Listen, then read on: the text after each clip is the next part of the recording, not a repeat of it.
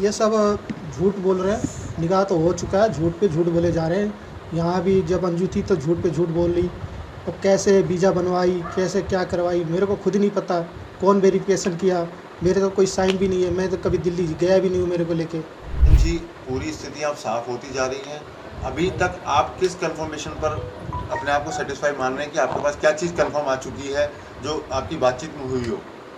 मेरी कोई बातचीत तो अभी हुई नहीं है उससे। 25 जब से सगाई की है, निकाह किया, तब से मेरी कोई बातचीत नहीं हुई है उससे। लगातार वहाँ से जो वीडियो आए, जो हालात सामने आए, उनको लेकर के उन्होंने कोई क्लियरिफिकेशन, बच्चों से बातचीत के प्रयास या आपसे कोई बातचीत का प्रयास? नहीं, बच्चों से भी नहीं हुआ प्रयास, ना हमारे से हुआ है कोई प्रयास। वहाँ से किसी अथॉरिटी का फ़ोन आपके पास आया हो?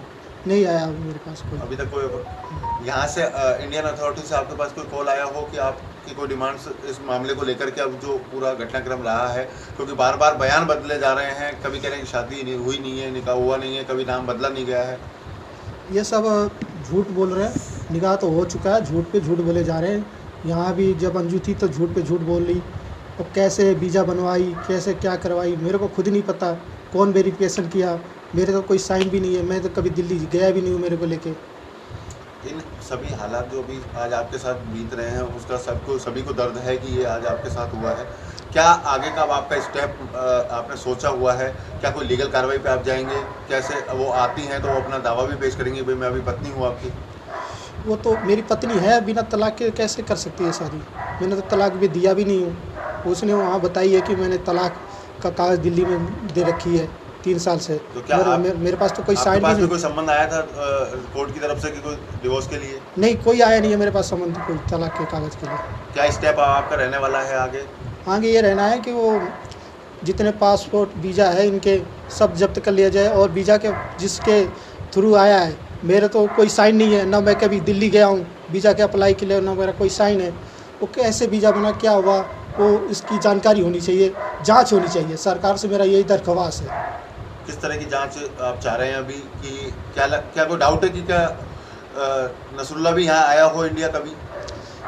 पता नहीं इंडिया आया कि नहीं आया, मगर साइन तो मेरा भी तो होना चाहिए। जिस हिसाब से वीज़ा पर साइन होता है उस हिसाब से वीज़ा तो अप्लाई होनी चाहिए।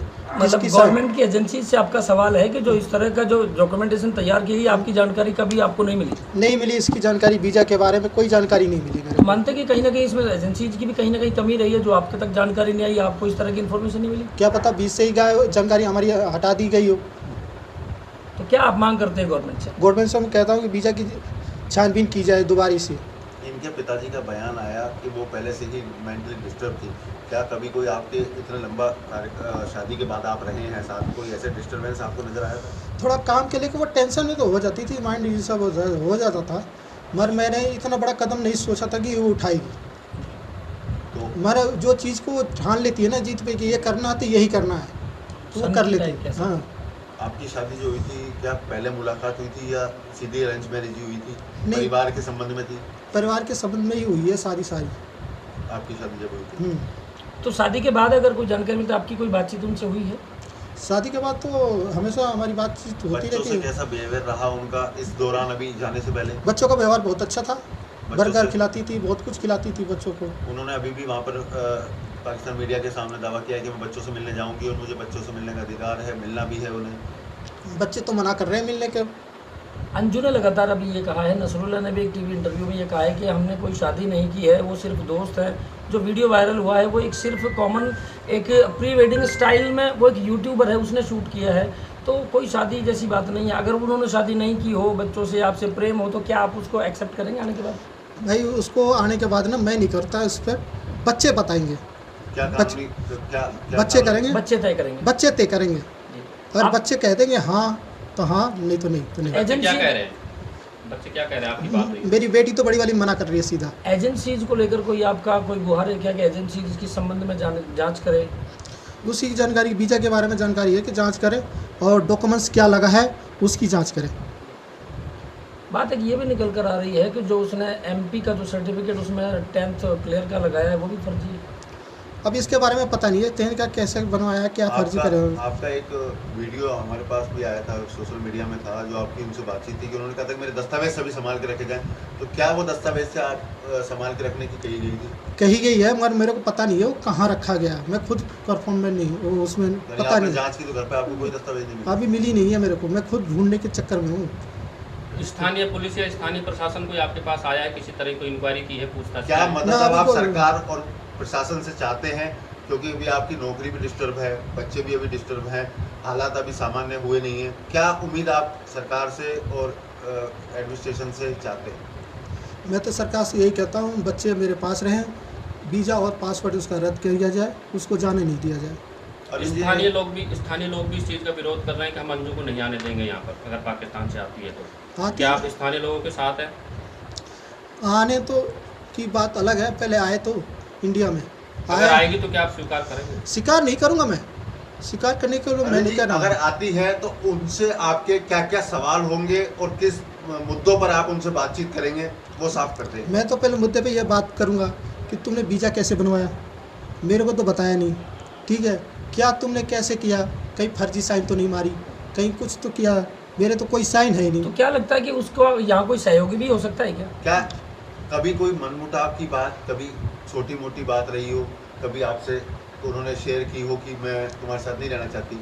नहीं, वैसे तो कोई बोलती नहीं है, वैसे कोई दिक्कत नहीं है, बोलने में तो उसकी कोई दिक्कत नहीं है, वो बोल देती है, मजाक में बोल देती है, हाँ भाई नहीं रहना, मैं मजाक ही सोचूंगा। अरविंद जी, इतनी बड़ी प्रक्रिया फॉलो की गई, आपको लगता है अकेले फॉलो की गई है या कोई उसका सहयोगी भी यहाँ हो सकता है? ये पता नहीं है, वो एक जाती थी, मैं उसको फ़ोन करता था 9 बजे रात तक, अरे आजा कहाँ है। एक तो तीखा सवाल आपसे थोड़ा सा कर रहा हूँ, माफी।